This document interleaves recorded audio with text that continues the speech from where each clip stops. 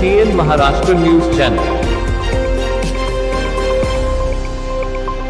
सर्वांचंच लाडकं नेतृत्व आदरणीय देवेंद्र फडणवीस साहेब यांच्या मार्गदर्शनाखाली महायुतीच्या माध्यमातून देवेंद्र फडणवीस साहेब, शिंदे साहेब, सुनेत्राताई पवार यांच्या मार्गदर्शनाखाली आणि खास करून आमचे सर्वांचे सहकारी मित्र ज्यांनी या जिल्ह्यामध्ये फार असं कष्ट घेतलं असे आमचे सर्वांचेच एक बंधू जयभाऊ गोरे यांच्या सहकार्यातून आणि संपूर्ण या ठिकाणी या जिल्ह्यातील नेते मंडळी, आमदार, माजी आमदार, त्या आघाड्यांचे नेते, सर्व नगरसेवक बंधू भगिनी, जिल्हा परिषदचे सर्व बंधू भगिनी, सभापती बंधू भगिनी, महापालिकेचे सर्व नगरसेवक बंधू भगिनी आणि सर्वच मतदार बंधू भगिनी आणि संपूर्ण या जिल्ह्यातील जनतेची एक भावना होती की माझ्यासारखा एक कार्यकर्ता या ठिकाणी आमदार म्हणून विधान परिषदेमध्ये जावा.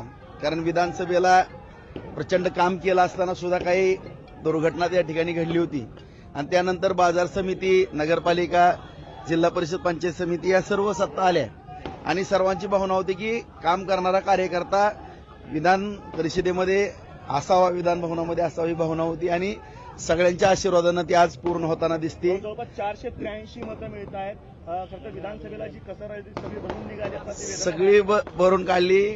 बाजार समितीला सुद्धा 18 पैकी 18, नगरपालिकेला 46 मताचं मताधिक्य, पंचायत समिती, जिल्हा परिषदला सुद्धा 6 पैकी 6, 12 पैकी 12, 57,000चं मताधिक्य त्या ठिकाणी माझ्या मतदारसंघामध्ये सुद्धा मिळालेलं आहे आणि आज जिल्ह्यामधून सुद्धा एवढं मोठं मताधिक्य मला देऊन या ठिकाणी माझ्यावरती जो विश्वास सर्व मतदार बंधू भगिनींनी टाकलेला आहे.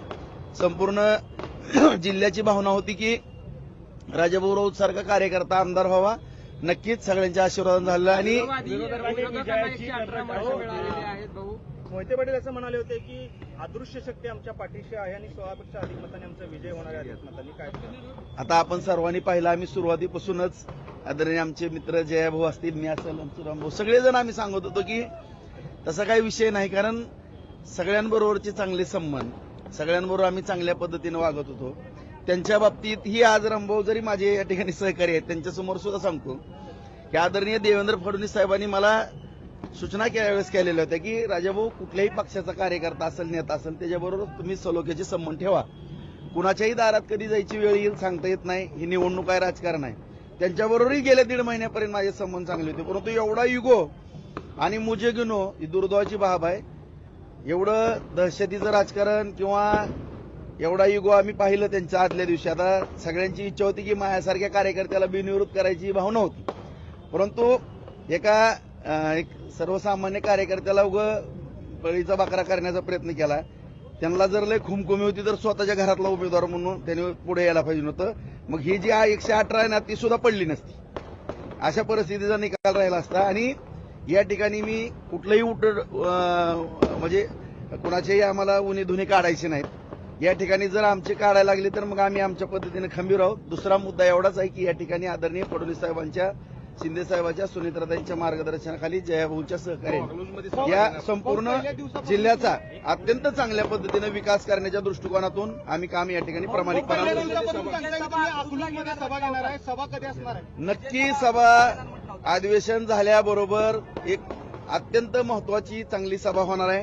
कारण मला घेणं गरजेचं आहे. त्यांनी ही निवडणूक विधान परिषदेची होती, नेली डीसीसी बँकेवरती. आता डीसीसी बँकेत सुद्धा आम्ही निवडणूक लावतोय आणि ते सुद्धा डीसीसी बँकेवरती अत्यंत चांगले उमेदवार काढून डीसीसी बँक सुद्धा आम्ही या ठिकाणी भारतीय जनता पार्टी महायुतीच्या माध्यमातून ती सुद्धा त्याच्यावरती सुद्धा वर्चस्व प्रस्थापित करू. कारण आपण पाहिलं की गेली 16-17 वर्ष झालं डीसीसी बँकेचा लढा आहे. माझा कुठलाही त्यामध्ये स्वार्थ ना, आपण सर्वांनी पाहिलं असेल. मी 1 लाख रुपयाचं कर्ज सोसायटीसाठी घेतो आणि तेच भरतो, नवं जुनं करतो. कर्ज तर सगळ्याला लागतंय. मला पण नॅशनल बँकेचं कर्ज आहे. ह्यांना कर्ज घ्यायला आम्ही अडवलं नाही. सहकार चळवळ जुन्या जाणत्या माणसांनी भरपूर काम केलेलं आहे. चांगली बँक चालवली होती. परंतु दुर्दैवानं ही मोठी टोळी त्या ठिकाणी घुसली आणि खास करून ही जे आम्हाला बोलतात ते तुम्ही पाहिलं असेल आता व्हॉट्सअप, फेसबुकवरती सुद्धा की ह्यांनी कशा पद्धतीने बँकेचा दुरुपयोग केला, काय केला आपल्या सगळ्याला माहिती आहे. आणि माझ्यावरती आरोप, मी काय केलं, शेतकऱ्याची बँक वाचवली. 2600 रुपयाच्या ठेवी झालेल्या होत्या, त्या 6,500 कोटीपर्यंत नेले. हा काय गुन्हा आहे का? आज आपण दुसऱ्या बँकेत जर नॅशनल बँकेत गेलो तर शेतकऱ्याला कर्ज मिळत नाही. आज आपल्या कुटुंबातली बँक असल्यासारखं आपण जिल्हा मध्यवर्ती बँकेकडे पाहतो. अत्यंत उत्कृष्ट अशी बँक करण्याचाही आम्ही प्रयत्न करू. त्याचबरोबर दूधसंघ जिल्हा दूधसंघ जो बंद पडलेला आहे, हीच मंडळी होती तिथं. तो दूधसंघ सुद्धा आपण चांगल्या ताकदीने या ठिकाणी चालवण्याचा प्रयत्न करू, जेणेकरून तुम्हाला या ठिकाणी अत्यंत चांगल्या पद्धतीचा विकास या ठिकाणी आदरणीय फडणवीस साहेबांच्या, शिंदे साहेबांच्या, सुनेत्राताईंच्या, भाऊंच्या सहकार्यानं छानपैकी विकास, जसा बार्शीमध्ये आम्ही 5,000 कोटीचा निधी नेलेला आहे, त्याच पद्धतीनं सगळ्या वरिष्ठांच्या मार्गदर्शनाखाली जिल्ह्यामध्ये सुद्धा त्याचं नियोजन केलं जाईल. आणि विशेष करून माळशिरस तालुक्यामध्ये सुद्धा जी काही कित्ता गिरवला जातो, कुठपर्यंत मर्यादा आहे त्यांची, काय आहे? एक आई त्यांना द्या होत्या म्हणून तुमचं कौतुक आहे. कुठली संस्था नीट ठेवली सांगा ना. प्रत्येक विकून खाल्ल्या संस्था सगळ्या.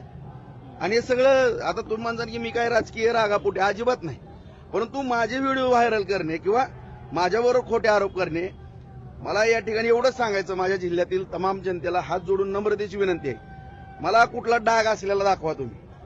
कुठल्या बँकेमध्ये 10 पैशाचं लपड आहे माझं, कुणाचा 1 रुपया बुडवला, कुठल्या बँकेमध्ये माझं एनपीआय, कधी आयुष्यात वन टाइम सेटलमेंट केली. माझा पण दूध संघ आहे, बाजार समिती आहे, 1 नंबरच्या संस्था आम्ही चालवतो. आज कृषी उत्पन्न बाजार समिती आहे, 21 कोटीची ठेव त्या ठिकाणी आहे. एवढी विकास कामं करून आज 50,000 एकर जमीन आम्ही बार्शीमध्ये वलिताखाली आणली, MIDC केली, कारखाने उभा केले, सगळे रस्ते जोडणारे सगळे केले, एवढं दळणवळणाची साधनं केली, जवळपास 37 साठवण तलाव केले.